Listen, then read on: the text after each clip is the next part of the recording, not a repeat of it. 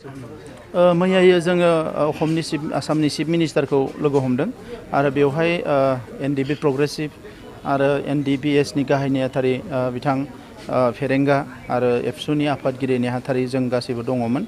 आं इउपिपिएलनिफ्राय बाहागो लादोंमोन आरो बेवहाय सावरायनाया जोबोद मोजाङानो जादों आरो जिखिनि गुबैयै एनडिबिनि केडारफोरनि रिहेबिलिटेसन बेखौ नारसिननाय जादों आरो बेजों लोगोसे केस उइथड्र जिखिना दा जेलाव दङ बिसोरखौबो बरननांगो आरो केसखिनिखौ उइथड्र खालामनांगो बेखौ नारसिननाय जादों आरो बेजों लोगोसे जिखिनि दफाफोर दायो इमप्लिमेन्ट जानांगो बे दफाफोरखौ लासै लासैनो जाहाथे इमप्लिमेन्ट खालामो बेखौ गभर्नमेन्टखौ नारसिननाय जादों आरो बेवहाय चिफ मिनिस्टारा बेखौ पजिटिभलिनो लादों आरो थाबैनो बिथाङा मिटिं लिंनायनि खोथा बुंदों कि थाबैनो मिटिं लिंनानै आरो दिल्लीनिफ्रायबो हम मिनिस्ट्रिनि मानसिफोरखौ लानानै बेखौ इमप्लिमेन्ट खालामनायनि खामानिखौ जागायगोन होननानै बिथाङा जोंनो खोथा होदों।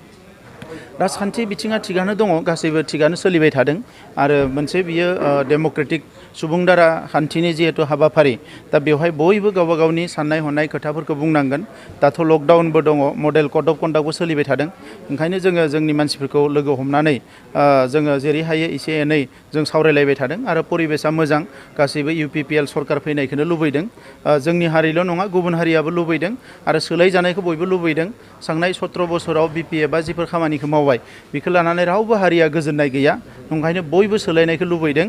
दुखुनांथावा बेसो जाबाय कि साननै सानथामनिफ्राय क'क्राझारनि जि कसुगाव समस्ति बेवहाय बिपिएफनि मानसिफ्रा इउपिपिएलनि जोंनि मानसि बिबानगिरिफोरनि न'खौ बुफायदों। मैया हरावबो गंसे बुफायदों, दाख्लैबो बुफायदों आरो दिनै सेकादानि गामियाव जोंनि मानसिफोरखौ बिथांमोना गाग्लोबनानै खोमा जिजासे माने एटाक खालामदों। दा बेफोर जोबोद गाज्रि खोथा। थांनाय 15 बोसोरावबो बिथांमोना बेबायदिनो बहाबा माने सिगिस्थ' खालामनानै बुलाबायनानै राजखान्थि खालामबोदों। दिनै बिथांमोना मानसिफोरखौ खुगाजों बुंनानै मेल मिटिं खालामनानै सावरायनानै राजखान्थि खालामनायनि साहस गैया, गोहो गैया। मानोना थांनाय 17 बोसोराव जाख्ल'जोब्बाय, रायजो राजा गोरिब गुन्द्रानि थाखाय फैनाय फैसाफोरखौ जाख्ल'जोब्बाय आरो दिनै बेखौ नोंथांमोना टिभि चेनेलाव नुगासिनो दङ जेरैबायदि जादों साख्रि बाख्रि होनायनि बेलायावनो जा बा गुबुन गुबुन बेलायावनो जा। दा बेफोरखौ नुनानै बिथांमोना दिनै गिनानै समखिनानै लाजिनानै बिथांमोना रायजो राजानि खाथियाव जेरैबायदि खोथा बुंनांगौ बुंनो हाया, ओंखायनो दिनै जोंनि सायाव एटाक खालामनो हमदों। नाथाय बेफोरबायदि एटाकखौ इउपिपिएलआ गिया, रायजो राजाया गिया आरो बेबायदि खालामोबा बिपिएफआ रायजो राजाफोरजों गाज्रि मोनजागोन। मोनसे समाव बिथांमोना बिनिख्रुइ गाज्रिसिन थासारियाव थानो गोनां जागोन आरो बिथांमोना जेननो गोनां जागोन, बेखौनो जोङो नुयो।